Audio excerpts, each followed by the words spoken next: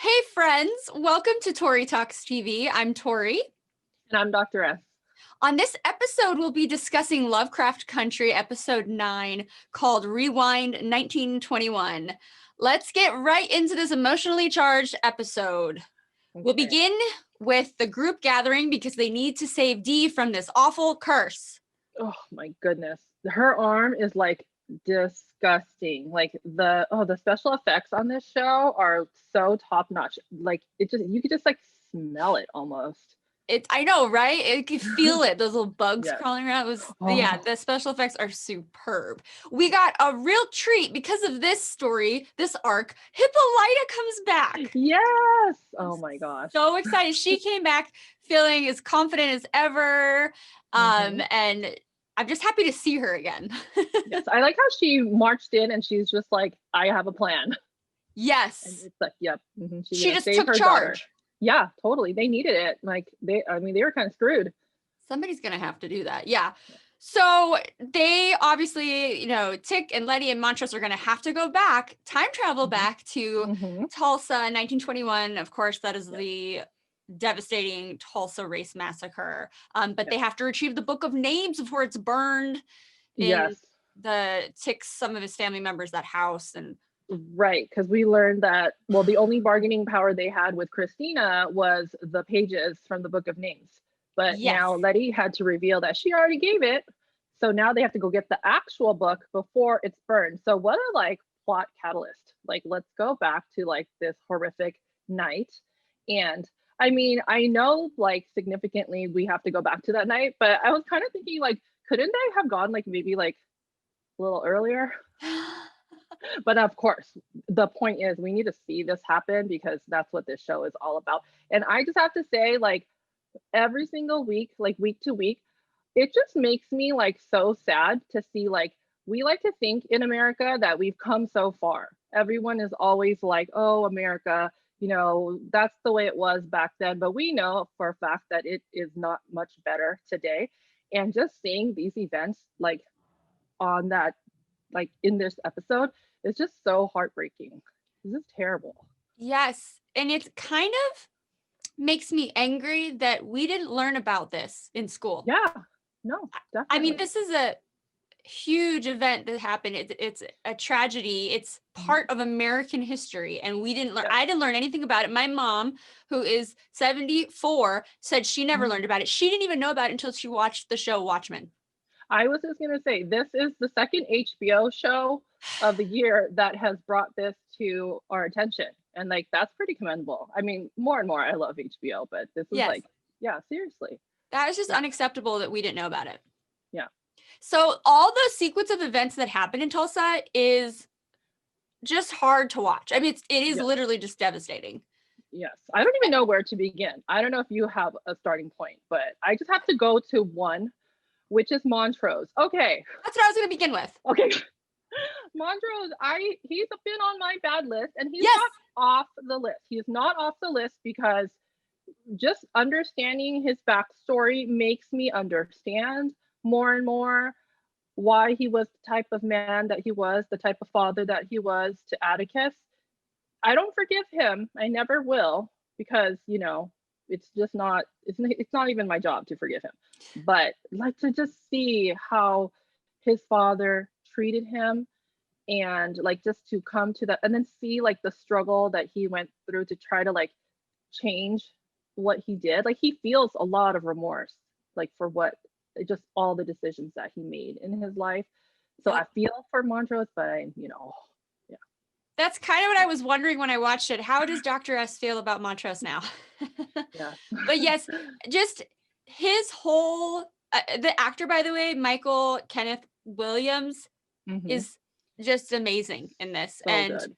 He just is so engaging, and you feel for him more than ever, and him having to watch and almost relive these experiences of him being beat by his father or by Thomas, who's, we can only assume that, that was maybe his crush. He had to watch him get shot again. He had to watch him watch himself, and that watch himself watching Thomas get shot again was just shattering, Yes. really. Yes. No, anytime there's time travel in a show, my brain starts to explode from trying to like unpack like what's actually happening. And then there's always the caveat, like, don't do anything to mess up the future, right? So that always hurts my head too. But this one, on top of like time travel already being confusing for me all the time, they layer in all this emotion, and then like the Yes. like the history and the hatred and like the violence. And so it was like a lot. Like I was like, it was a lot. It was heavy. And Yes. then this is where we see, because earlier in this episode, Montrose tells Tic, like, George might be your father, and he's angry, and he Yeah. was saying how he had wished that George was his father, and then Yeah. him watching his father go through all those emotions, Montrose go through all the emotions, Yeah. and him being there for him, like, that was amazing. And he was embracing his father as he watched Yeah. Thomas get shot, Like comforting his dad. yes. And then it was also heartbreaking when Montrose said that Thomas was only one of the many similar like sacrifices that he made on like to be Atticus's dad. And like even with making those sacrifices, he still like fathered him the way he did, and it was just like it was like heartbreaking all around, because now your heart was already broken for Atticus and the way he grew up. And then it gets like it's like the same for you. Now I feel it for Montrose too. Yep. And it's just terrible. Exactly. Yeah. Just very, very powerful episode, definitely. Yeah. And then, we get to see, which I was a total twist for me, that Tic is the mysterious stranger that saved him and George and Nora. Yes. Yes. And I mean, if you recall his dream about, like Jackie Yes. Robinson hitting Yeah. all that. It was all hurting my head too, because I was like, wait a minute, what happened? Because that's like, it was Montrose's real memory, like that happened, but that means something's also messed up, right? Like something in the space-time continuum has been tampered with. So now I'm afraid, like, what did that cause? Like, Right. is that gonna cause something? But I also have to say, like, if I could imagine myself as a Black viewer today watching this show, I mean, of course, a little disclaimer, I do not condone violence of any type, but damn, that's got to be a satisfying scene to like watch someone come in with a baseball bat, like a Black man come in with a baseball bat and like kick the butts of all these people who are doing these like terrible things to these like Black people who have built this beautiful community and like are just minding their own business, and like, oh my god, on prom night, and they're all dressed up just to have a good time, and it's like a flourishing, thriving, like area, affluent part of town, and they just like destroy it. So I have to say it was a bit satisfying to watch Atticus kind of like, and when he comes and says, "I got you, kid." Yeah. Oh, yeah. God. And then while this is all happening, of course, we have Leti over there who's going to retrieve the Book of Names. Yes. And her having to, the whole thing was just, I was like, I couldn't breathe. I know. Well, first of all, like, I know you saw this too. When she was in the sneakers, I was like, it's a giveaway. This is something special. This is not right. Like, there were no shoes in there. Yeah. I definitely noticed that when they were walking, but her having to talk to that young girl in the house who says like, are we going to be okay? Basically. And she's like, looks at her knowing her fate. And she's like, yeah, everything's going to be okay. Mm-hmm. And then when she's, oh my gosh, when she's up there, rummaging through everything. And then Nana Hattie comes in and like points a gun at her.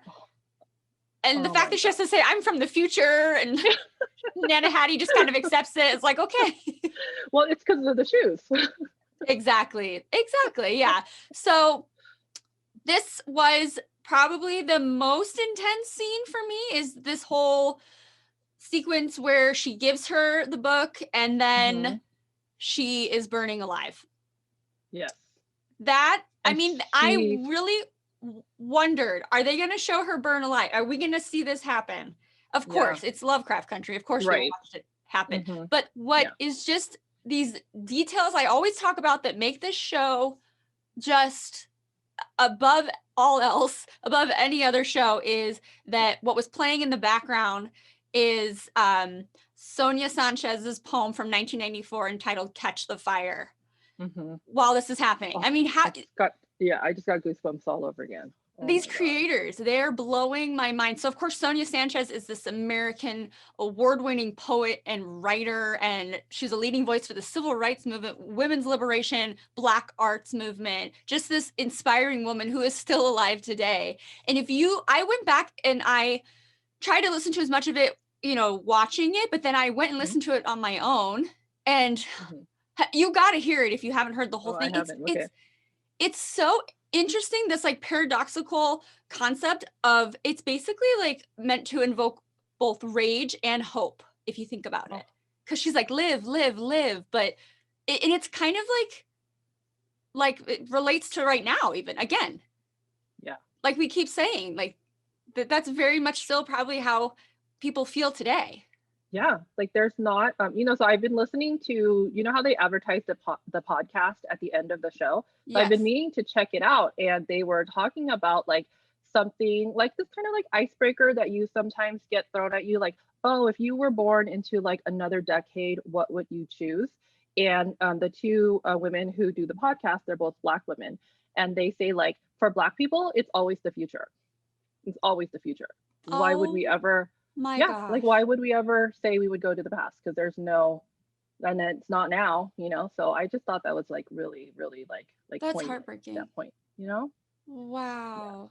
Yeah. I this moment that you're talking about though, like with all the fire, I really liked how like Lovecraft is usually so fast paced and everything's like moving, and they just like took their time with this, and it was like perfect, like she wasn't running. She knew that like she needed to go and like get back into the like the corridor to time, and she just like stayed there with Hattie, like, and it was slow and like thoughtful, and then her like walking down the street with like the airplanes bombing like the Tulsa, she just like moved so slowly. It was just like she was kind of like out of body, like just like, oh, it was just heartbreaking.